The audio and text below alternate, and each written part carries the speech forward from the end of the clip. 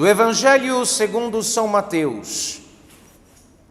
Naquele tempo, estando João no cárcere e ouvindo falar das obras de Cristo, enviou 2 dos seus discípulos a dizer-lhe: Tu és aquele que há de vir, ou devemos esperar outro? Jesus respondendo disse-lhes: Ide e contai a João o que estais a ouvir e a ver. Os cegos vêm, os coxos andam, os leprosos ficam limpos, os surdos ouvem, os mortos ressuscitam, e a boa nova é anunciada aos pobres. Feliz daquele para quem eu não for ocasião de escândalo. Tendo eles partido, começou Jesus a falar de João às multidões. Que fostes ver no deserto? Uma cana agitada pelo vento? Que fostes então ver? Um homem vestido de roupas finas? Os que vestem roupas finas encontram-se nos palácios dos reis. Que fostes então ver? Um profeta?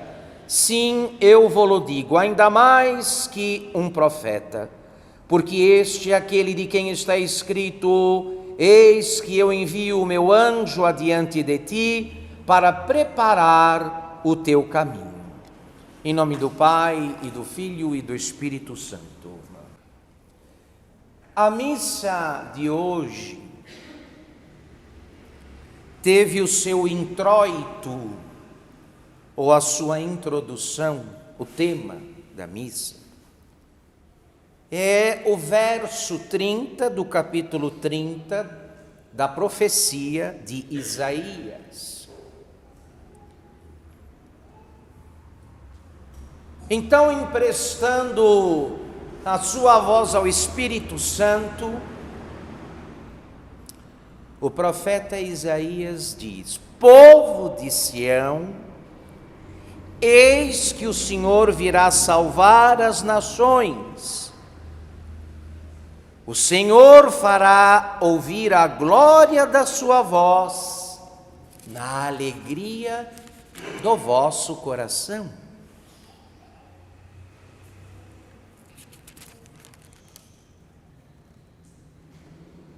A antífona da comunhão desta missa trata do mesmo assunto.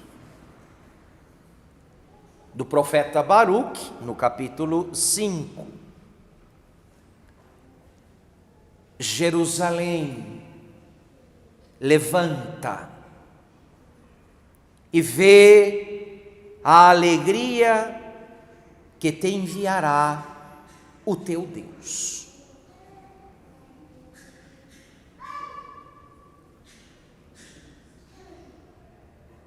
De modo, meus queridos, que a alegria é uma espécie de imperativo para aquele que crê. Nós não somos discípulos dos filósofos e nem cremos no Deus dos filósofos. Mas somos discípulos de Cristo, dos profetas que vieram antes dele e dos seus apóstolos.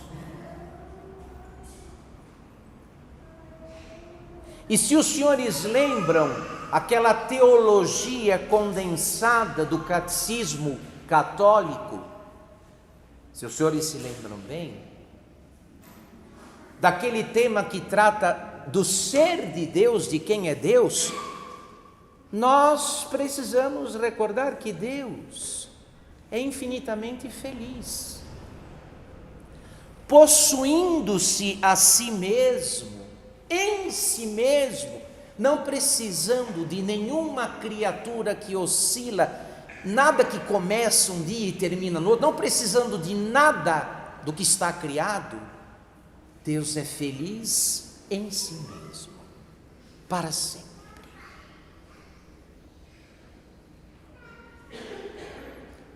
Nós fizemos profissão de crer neste Deus cuja alegria não tem fim. E outrora, nosso Senhor Jesus Cristo, falando ao povo de Israel, evangelizando o povo de Israel e pintando o quadro do fim dos tempos, chama o céu com este outro nome, chama a eternidade por este outro nome e com esta definição, quando, dirigindo-se aos eleitos, vai dizer a eles: servo bom e fiel, serva boa e fiel, entra na alegria do teu Senhor. Alegria do Senhor é o outro nome da vida eterna, é o outro nome do céu, é o outro nome do paraíso.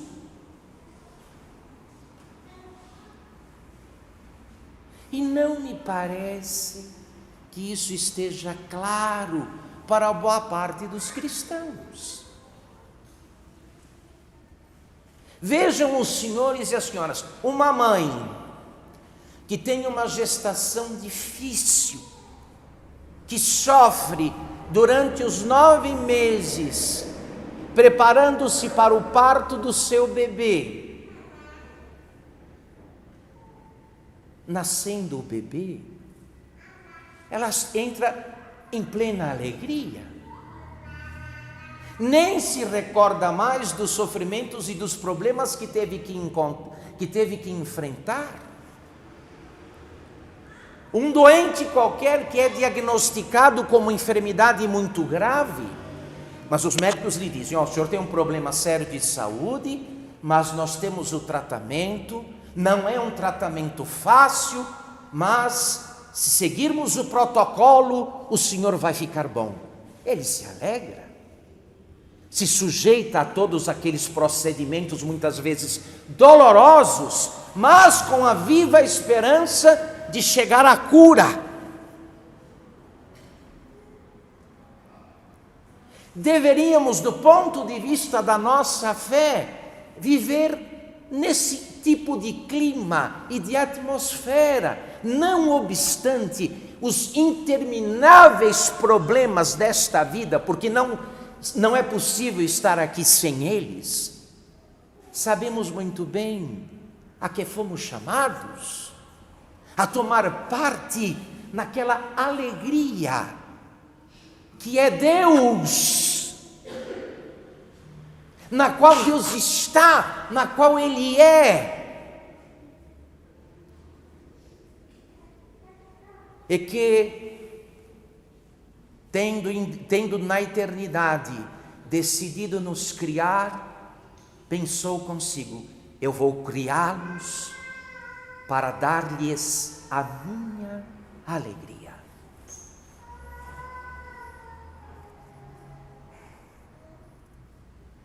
Para isso, nem poupou o seu próprio filho, como já repetimos aqui mais uma vez, nem poupou o seu próprio, jogou todas as tristezas do mundo, todos os castigos, todos os sofrimentos do mundo sobre ele, para garantir que, apesar da nossa condição de infiéis e de pecadores, tivéssemos a oportunidade de nos levantar e orientar a nossa vida para esta alegria sem fim.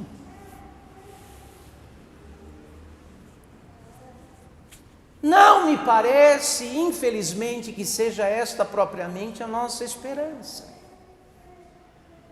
Primeiro, por causa do arrojo,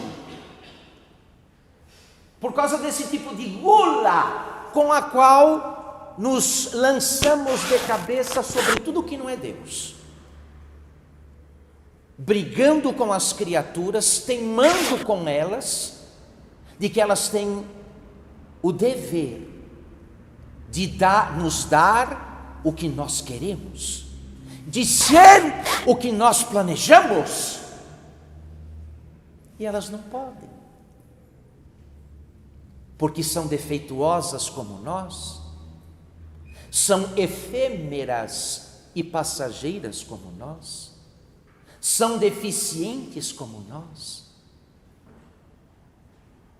E não é de admirar este ar de frustração, esse ar, esse aspecto de velório, que não atrai ninguém para Jesus. Será que, vendo o ritmo de vida que vivemos, os outros que não creem em Jesus se estimulam, são estimulados à fé ou a se aproximar dele?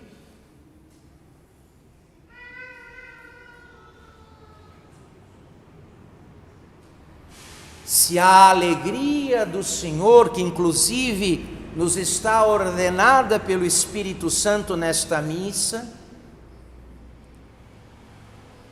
fosse o suporte e a base de nossa vida, nem precisaríamos falar de Deus, porque as pessoas se sentiriam na obrigação de nos perguntar a respeito dele. Quem é esse Deus que te faz tão contente, tão confiante, tão feliz, tão alegre? E aí evangelizaríamos de modo natural, sem fazer muito esforço. A certeza de que fomos todos chamados, que a nossa vocação batismal é um dia tomar posse na plenitude da alegria de Deus, é esta que já é antecipada no sacramento da Eucaristia, porque quem comunga bem, não espera o céu, já o tem na alma. Ela deveria ser transpirada por nós. A certeza de que, para além de tudo que sofremos, de tudo que padecemos, a certeza desta alegria que já está antecipada, porque Jesus Cristo veio, Jesus Cristo sabe do que é feita a nossa vida. Ele não veio, ele não nasceu para passar férias aqui. Ele não veio passar férias no Vale das Lágrimas, que é o outro nome do mundo, Vale das Lágrimas. Porque, ao fim e ao cabo, é como tudo acaba, em lágrimas.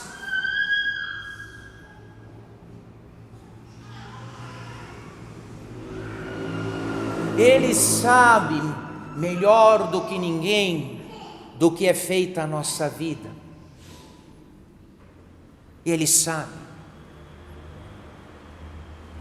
E por isso, ao nascer, o primeiro anúncio do nascimento de Jesus, dado pelos anjos aos pastores, foi exatamente sobre esse tema. Os anjos vão até onde os pastores dormiam, guardando os rebanhos à noite, e dizem: vos anunciamos uma alegria que será para todo o povo.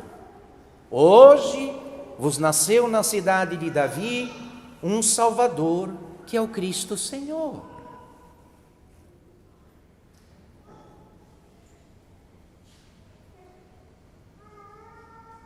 E eu não quero aqui parecer idealista, porque não se trata de idealismo, se trata de realidade, mas uma realidade para a qual prestamos pouca atenção. O que é que toma as nossas preocupações habitualmente? Nossos projetos, nossas ideias, nossos medos, nossas angústias, nossas dúvidas. Então, quem poderia, não obstante os problemas, quem poderia caminhar bem, de plenitude em plenitude, consolado, confortado, confiante, firme, fica aí desolado, com ar de desamparo, de abandono, de orfandade, quiçá de desespero até. Não foi Nosso Senhor que disse antes de partir deste mundo, não é uma de suas promessas por ocasião do seu discurso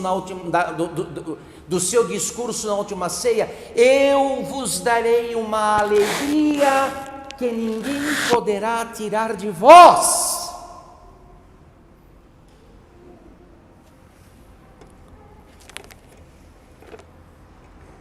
E a mãe igreja, quando invoca o Espírito Santo de modo solene, naquele hino secular, milenar, célebre, o Veni Creator Spiritus, o Vinde Espírito Criador, no último verso, diz exatamente isso. Coroai, ó Espírito Santo, a virtude dos vossos fiéis, dai-lhes o porto da glória e a alegria que não tem fim. Amém. Aleluia. É a última coisa que se pede ao Espírito Santo na oração na qual ele é invocado, a alegria sem fim. Porque é isto que é o céu, é isto que é a vida eterna, a alegria sem fim. E a vida de um cristão já deveria ser um céu antecipado, se olhasse mais para as coisas do alto e menos para as coisas da terra, se fixasse o coração no que é de Deus e não nas novidades que os homens todos os dias inventam para mentirem a si mesmos e aos outros.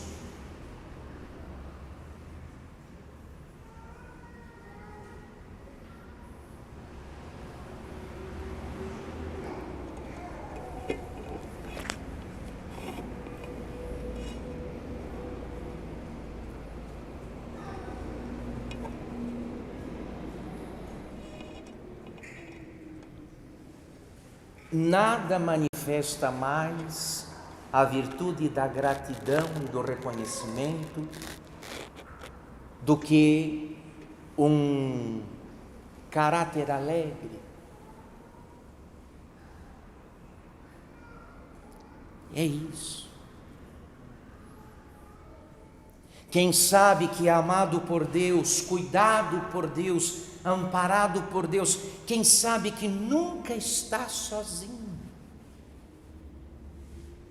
quem sabe que pelos sacramentos permanentemente tem acesso à fonte mesma da divina alegria, quem sabe que nunca caminha só, mas que Jesus vai ao lado, só tem razões para estar feliz. Eu não quero aqui minimizar as dificuldades e os problemas, todos nós temos. Eu sei que tem gente aqui que está passando por grandes apertos.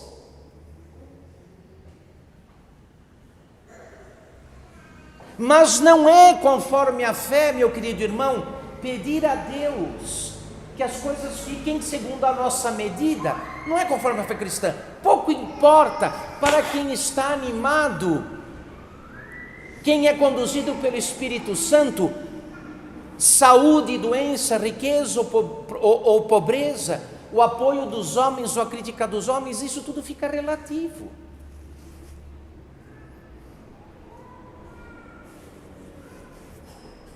Pobre daquele que imagina, minha vida tem que estar com esta forma, com esta profundidade, com esta largura, com esta extensão, para então eu descansar. Nunca vai estar. Pergunta a imitação de Cristo: quem no mundo tem tudo conforme o seu gosto? Ninguém, nem papa, nem rei. Ninguém. Aqui no mundo tem tudo conforme o seu gosto, nem papa, nem rei. Evidentemente que vamos ter que conviver com contradições até o nosso último dia.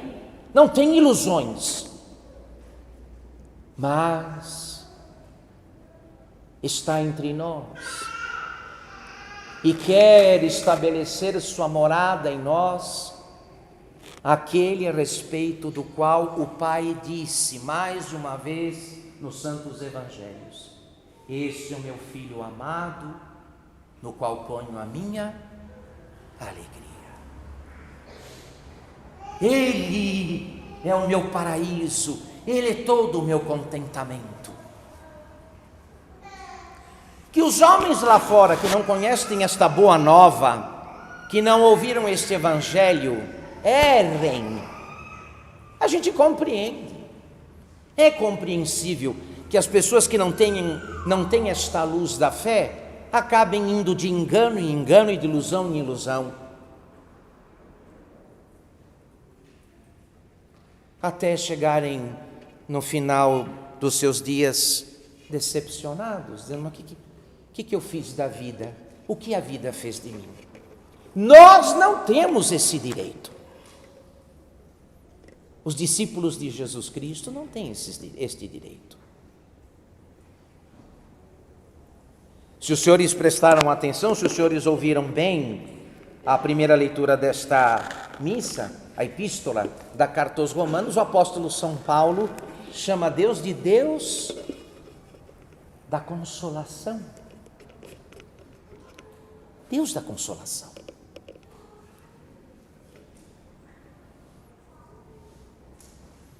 O que nos falta então, Padre? Uma coisa muito simples: respirar mais o ar do céu e menos o ar do mundo.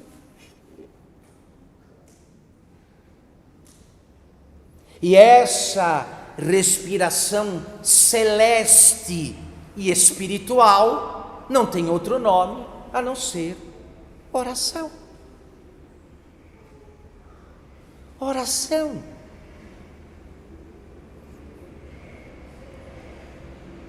Quem pela oração se eleva, quem faz a alma subir, as potências da alma subir pela oração até o céu cada dia, encontra lá a verdadeira alegria. E voltando, descendo, tem tudo o que precisa para dar conta do que vier pela frente. Então não me venha com desculpas esfarrapadas dizendo que a tua vida não é boa. Não é a tua vida que não é boa, você é que reza mal, você que reza pouco.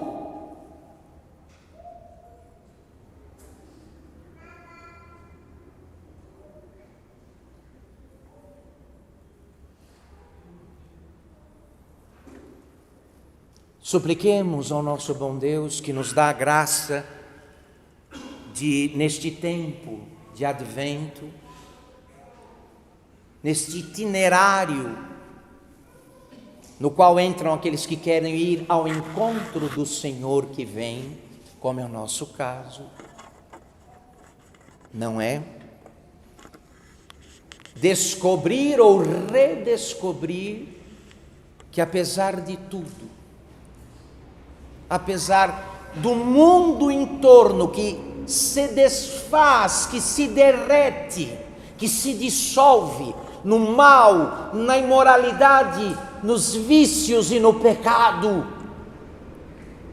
a fonte da verdadeira alegria continua jorrando água limpa e cristalina, à disposição de todos aqueles que não fazem corpo mole para vir à missa e nem para reservar cada dia os minutos mais importantes do dia, que são aqueles dedicados à meditação e à oração. É assim que respiramos o céu. O que é que faz quem reza? Respira o céu, vai ao céu respirar o ar dos santos e dos anjos. E voltando, tem tudo o que precisa, para além do que precisa, para não se deixar vencer, derrubar ou derrotar, seja lá pelo que for, seja lá por quem for. Outra coisa, se eu dissesse qualquer outra coisa, seria uma espécie de falso pastor. Olha, eu vou dar uma bênção aqui, vou fazer uma oração e a vida dos senhores vai ficar linear, retinha.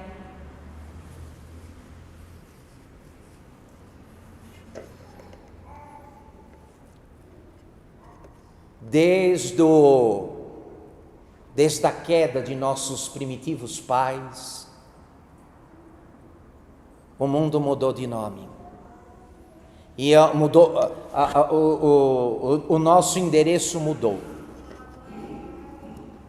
Nós que morávamos em Adão no paraíso, passamos a morar no Vale das Lágrimas. Fazer o quê?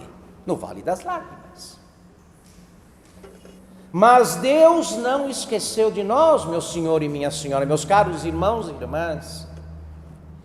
E é isto que nos preparamos para celebrar. A misericórdia e a piedade de Deus, que tendo nos criado para a verdadeira alegria, e a alegria é o outro nome do céu, já falei, podendo nos abandonar na tristeza, porque uma vez consumado o pecado, ele pare a sua mais terrível filha. Qual é a filha primogênita e terrível do pecado? A tristeza. A tristeza. Numa ocasião, alguém foi se lamentar a São Francisco de que estava muito triste, de que andava muito decepcionado. E o que São Francisco falou? Muito prático, não é? Muito pastoral. São Francisco falou: olha, vai se confessar. Você está triste? É mesmo? Olha aí, confesse-se. Vá se confessar. Se o pecado é a tua tristeza, e deixe que a santidade seja a tua alegria. Como pode presumir a alegria verdadeira aquela alma na qual Deus não habita mais? Aquela alma da qual Deus foi expulso pelo pecado, pelo orgulho, pelo amor desordenado às criaturas. Se o pecado é a tua tristeza, deixa que a graça seja a tua alegria. Volta a Deus de todo o teu coração. Arrepende-te de tuas obras e acharás aqui na terra um pequeno paraíso. Em nome do Pai, do Filho e do Espírito Santo.